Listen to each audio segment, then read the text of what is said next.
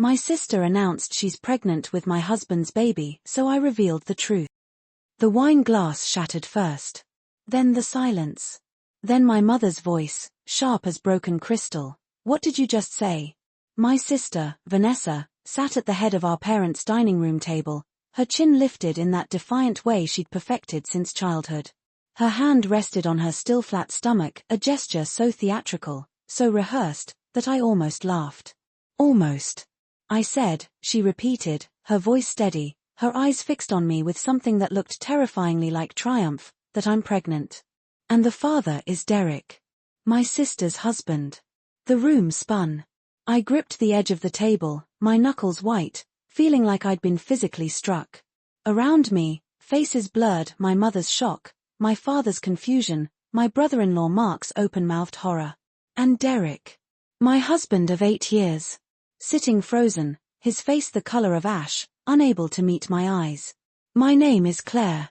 I'm 36, a high school English teacher, married to Derek for 8 years, together for 12. We met in grad school, bonded over a shared love of terrible poetry and good coffee, and built what I believed was an unshakable life. No children, by choice, we'd decided, but a solid marriage. Or so I thought. Vanessa is 34, my only sibling, and has been competing with me since we were old enough to understand the concept. She was the pretty one, the popular one, the one who got everything without trying. I was the smart one, the responsible one, the one who worked for everything. Our relationship was a battlefield of small resentments and unspoken jealousies, but we'd maintained a fragile peace in adulthood. She married Mark, a decent if dull accountant, and they had 2 children, the perfect family, the life I'd supposedly chosen not to have. Or so I thought. The dinner was supposed to be a normal Sunday gathering. Our parents' 60th wedding anniversary was approaching, and we were discussing party plans. Vanessa had been quiet all evening, which was unusual, she was never quiet. I noticed her stealing glances at Derek, quick flickers of something I couldn't name. I noticed him avoiding her gaze. I noticed the tension humming between them like a live wire. I noticed. I just didn't understand. Now I did. Vanessa, my mother said, her voice trembling, you can't be serious. This is your sister's husband. Your brother-in-law. How could you? How could I what? Vanessa's voice was sharp, defensive. How could I fall in love? How could I want something for myself for once? Claire has always had everything, the good grades, the perfect job, the devoted husband. I just wanted one thing that was mine. One thing that was yours, I repeated, my voice coming out strangely calm. You wanted my husband. You wanted to have his baby. And you think that's, what? Romantic? Destined? Vanessa's eyes flashed. It happened. We didn't plan it. But it happened, and now I'm having his child, and you need to face reality. Derek loves me. He's told me. Every eye in the room turned to Derek.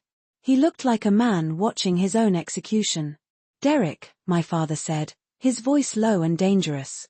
Is this true? Derek opened his mouth. Closed it. Opened it again. Nothing came out. And in that moment, watching him crumble, something inside me shifted. The shock, the pain, the betrayal, all of it receded, replaced by something cold and clear. A door opened in my mind, and behind it was a truth I'd been carrying for 20 years. I stood up. The chair scraped against the hardwood floor. Every head turned to me. Vanessa, I said, my voice steady, before you go any further with this little performance, there's something you should know. Something I've kept to myself for a very long time. Something that's going to change everything. She frowned, uncertainty flickering across her features. What are you talking about? I walked to the sideboard where my mother kept the family photos. I picked up a framed picture, Vanessa and me as children, maybe 8 and 6, dressed in matching Easter dresses, smiling at the camera. Innocent. Untouched by what was to come. I turned back to the table, holding the photo like a shield. Do you remember when we were kids, Vanessa? Do you remember how Mom and Dad always said you were spirited and I was responsible? How you could do no wrong, and I was expected to clean up your messes? What does that have to do with anything? It has everything to do with this. I set the photo down and looked directly at my mother. Mom, do you remember the summer I was 16? When I went to stay with Aunt Carol for 2 months. My mother's brow furrowed. Of course. You said you wanted to help her with the new baby. I said that, yes. But it wasn't true. The room went still. Even Vanessa seemed to forget her grand announcement. I didn't go to help Aunt Carol. I went because I was pregnant. And I needed to have the baby somewhere no one would know. The silence that followed was absolute. I could hear the clock ticking on the mantel, the distant sound of a lawnmower from a neighbor's yard, my own heartbeat thundering in my ears. My mother's face drained of color. My father looked like he'd been punched. Derek stared at me as if seeing me for the first time. And Vanessa's expression shifted from confusion to something else, something I couldn't quite read. That's not possible, my mother whispered. You were 16. You were a child. I would have known. I would have. You would have what, Mom? My voice wasn't cruel, just tired. You were so focused on Vanessa's struggles, her eating disorder, her dropped classes, her dramatic breakups, that you didn't notice I'd stopped eating, stopped sleeping, stopped being a person. I was invisible. I'd always been invisible. And when I found out I was pregnant, I knew exactly what would happen. You'd be devastated. You'd blame me. And Vanessa would somehow make it about her. Tears were streaming down my mother's face now. Claire, honey, I didn't know. I didn't. I know you didn't. That was the point. I took a breath, feeling the weight of 20 years lifting, word by word. I told Aunt Carol the truth. She helped me. I stayed with her for the last 2 months of my pregnancy, and I gave birth in a hospital 3 hours away from here. A little girl. 7 pounds, 2 ounces. Perfect. Vanessa's hand had fallen from her stomach. She was staring at me, her face pale. What happened to her? My father asked, his voice rough. I gave her up for adoption. It was the hardest thing I've ever done. But I was 16. I had no money, no support, no future. Aunt Carol found a family through a private agency, good people, she said. They wanted a baby so badly. I held her for 1 hour. I named her Lily. And then I signed the papers and went home and never told a soul. The tears were coming now, despite my resolve. I wiped them away angrily. For 20 years, I've carried this alone. I've never told anyone, not my college roommates, not my closest friends, not Derek. I couldn't. The shame was too heavy. The grief was too deep. I turned to Vanessa, and my voice hardened.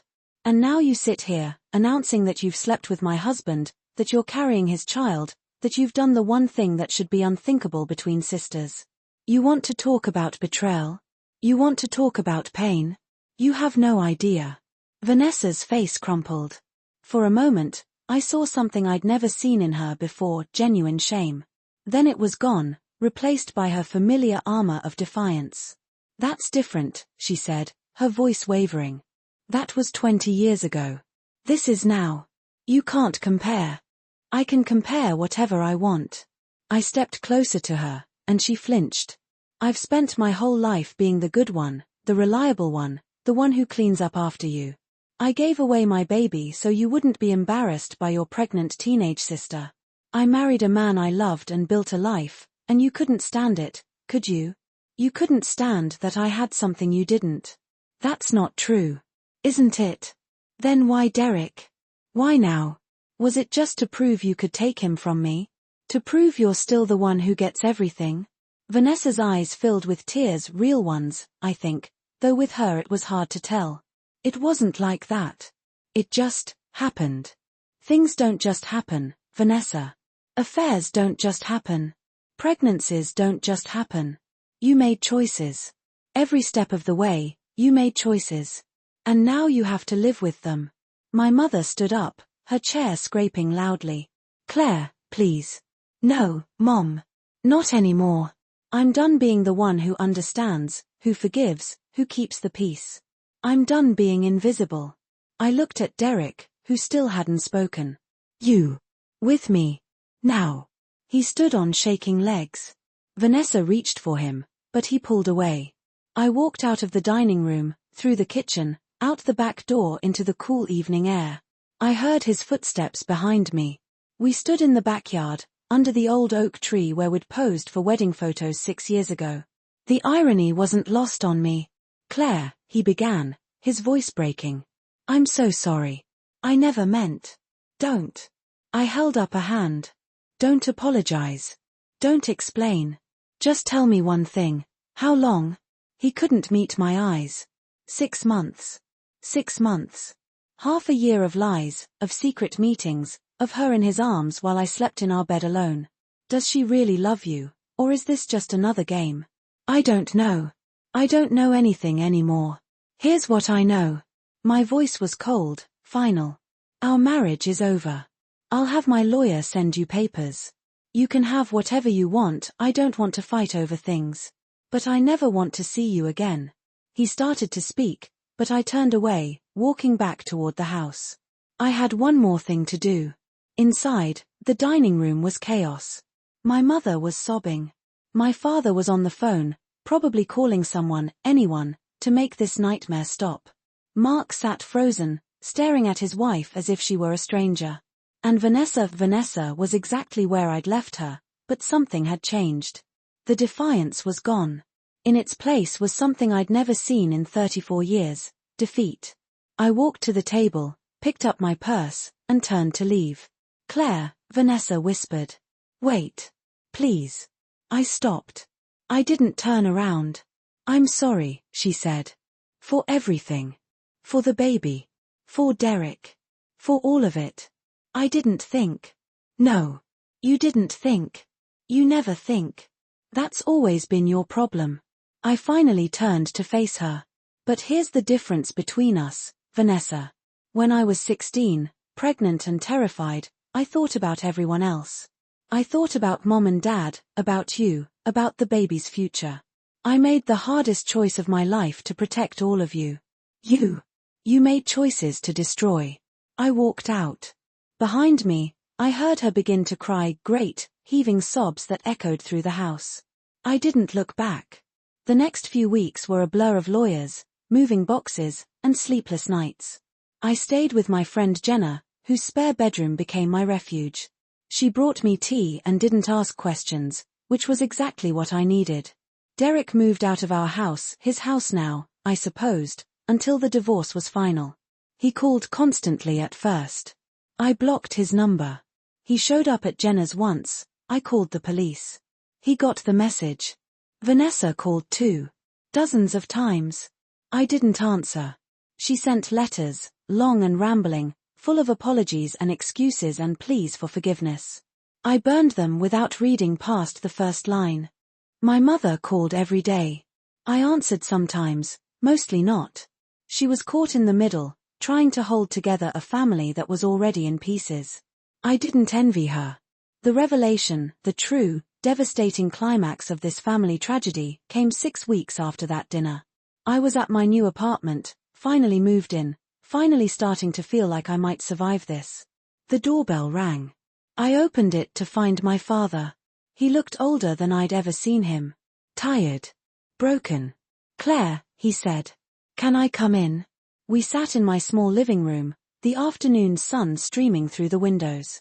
He held a manila envelope in his hands, turning it over and over. "Your mother and I have been talking," he began. "About everything. About you, about Vanessa, about the choices we made when you were growing up. Dad, you don't have to." "I do. Let me finish." He took a breath. "We failed you. Both of us. We were so focused on Vanessa, on her problems, her needs, her drama, that we didn't see you. We didn't see how much you were struggling. We didn't see that you needed us just as much, maybe more. And when you got pregnant, when you were 16 and terrified, you couldn't come to us because we'd taught you that you couldn't. That's on us." Tears were streaming down his face. I'd never seen my father cry. "I'm so sorry, Claire. I'm sorry for every moment you felt invisible. I'm sorry for every time we chose her over you. I'm sorry for the daughter you had to give away because you didn't think we'd help you keep her." I was crying too now, the tears I'd held back for 20 years finally breaking free. "She wasn't just a daughter I gave away," I whispered. She was my baby. My Lily. I think about her every single day. My father reached into the envelope and pulled out a photograph. He handed it to me. I looked down at the image, a young woman, maybe 20, with dark hair and my smile, standing in front of a college campus. Beside her, an older couple beamed with pride. What is this? Aunt Carol kept in touch with the adoption agency. She had a contact who was willing to share updates, as long as we never tried to contact the family directly. She gave me this last week. She thought you should have it. My hands shook. This is her. Her name is Emily now. She's 20 years old. She's in her 3rd year of college, studying to be a nurse. She plays the piano. She volunteers at a children's hospital. She's happy, Claire. She's healthy. She's loved. I stared at the photograph, drinking in every detail. Her smile. Her eyes. The way she stood, confident and whole. My daughter. My Lily. Alive and well and beautiful. There's more. My father pulled out another paper. The agency has a program for adult adoptees and birth parents who want to connect. If you want, you can register. If she's interested, she can reach out. No pressure. No expectations. Just possibility. I held the photograph to my chest, feeling something I hadn't felt in 20 years, hope. The months that followed were a slow, painful reconstruction of everything I thought I knew about myself, my family, and my past. Each day brought new challenges, new revelations, new layers of healing I hadn't anticipated. The divorce. Derek and I finalized the divorce quietly. No drama, no fighting over assets, I just wanted it over. He tried to apologize again at the final hearing, but I walked past him without a word. Some wounds are too deep for words. I learned later that he'd moved to another state, taking a job transfer that put 1,000 miles between him and the wreckage he'd helped create. I felt nothing when I heard the news. That, in itself, was a kind of healing. Vanessa's downfall. The aftermath for Vanessa was swift and brutal. Mark filed for divorce within weeks, citing adultery and demanding full custody of their children. The court battle was ugly, public, and devastating. Vanessa's carefully constructed life crumbled in slow motion, the perfect family, the devoted mother, the woman who had everything, exposed as someone who would destroy her own sister for a thrill. I heard through my mother that Vanessa lost custody of the children. Not entirely, she has supervised visitation, but the judge made clear that her choices demonstrated a fundamental lack of judgment that endangered the children's well-being. The irony was so sharp it could cut. Vanessa, who had always been given everything, had finally lost the only things that actually mattered. The pregnancy didn't last. At 4 months, she miscarried. My mother called to tell me, her voice hesitant, unsure if I'd want to know. I listened in silence, then said, "I'm sorry for the baby. It didn't ask for any of this." And I meant it. That child was innocent, caught in the crossfire of adult destruction. My parents' transformation. The most unexpected consequence was the change in my parents. My father's visit was just the beginning. They entered therapy, together and separately, to understand how they'd failed me. My mother called me weekly, not to ask for updates on Vanessa, but to check on me.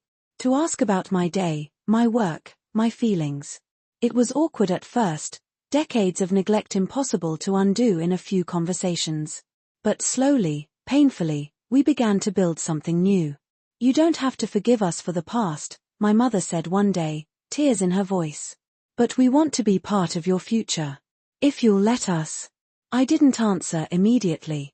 I thought about the 16-year-old girl, alone in a hospital room, holding a baby she'd never get to keep. I thought about the years of invisibility, of being the responsible one, of never being seen. I thought about how different my life might have been if they'd been there for me then. "I can't promise anything," I said finally. "But I'm willing to try." The search for Lily. I registered with the adoption agency's contact program. For 6 months, I waited, hoping and fearing in equal measure. What if she didn't want to meet me? What if she hated me for giving her away? What if she was happy and my presence would only complicate that?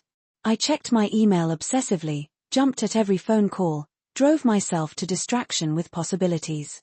Then, on a Tuesday evening, an email arrived. Dear Claire, my name is Emily. I understand you might be my birth mother. I've known I was adopted my whole life, and I've always wondered about the woman who gave me life. I'm not angry. I'm not looking for anything except to know you, if you're willing. No pressure. Just, hello. Love, Emily. I read that email 100 times. I printed it out and pinned it to my wall. I carried it in my pocket. I cried over it, laughed over it, held it like a lifeline. We began emailing. Slowly at first, careful messages that tested the waters. Then more freely, as trust built. She told me about her childhood, loving, stable, full of music and books. She told me about her adoptive parents, Margaret and David, who had always been honest about her adoption and supportive of her curiosity. She told me about her boyfriend, Alex, and her plans to become a nurse. I told her about my life, my work, my friends, my failed marriage. I didn't tell her about Vanessa yet. That story was too complicated, too painful, too raw. I would tell her someday, but not yet. Right now, we were just two people, learning each other across 20 years of separation. The letter from Margaret. The most unexpected gift came in the form of a handwritten letter, delivered to my apartment with no return address. Inside, a single page in elegant cursive. Dear Claire, I'm the woman who adopted your daughter. I've watched her grow into someone extraordinary, kind, strong, brilliant. Every day, I thank whatever force brought her into my life. And every day, I think of you. The girl who made the hardest choice, who gave her baby a chance at a life she couldn't provide. I don't know your story. I don't know what led you to that hospital 20 years ago. But I know this, you are brave. You are selfless. You are loved, by me, by Emily, by the universe that brought us all together. Thank you for my daughter. With gratitude, Margaret. I've read that letter so many times the paper is soft with my tears. A stranger, reaching across the void to tell me I matter. To tell me my choice was not destruction, but creation. It's been 2 years since that dinner. 2 years of destruction and reconstruction, of loss and discovery, of learning that families can break in ways you never imagined and heal in ways you never hoped. The meeting. Emily and I met for the first time 6 months ago. She drove 6 hours to see me, and I spent the entire morning pacing my apartment, unable to eat, unable to think. What if she didn't like me? What if the reality didn't match the emails? What if the connection we'd built online crumbled in person? We met at a little cafe, neutral ground. I arrived early, ordered tea I couldn't drink, watched the door like a hawk. When she walked in, I knew her instantly, not from the photograph, but from something deeper. A recognition that went beyond sight. She was taller than I'd imagined. Her hair was darker, her smile wider. She walked toward me with confidence, and when she reached my table, she said, Claire, like she was checking, like she already knew. I stood up. We looked at each other for a long moment. Then she hugged me, fierce and sudden, and I held her like I'd been waiting 20 years to do exactly that. We talked for hours.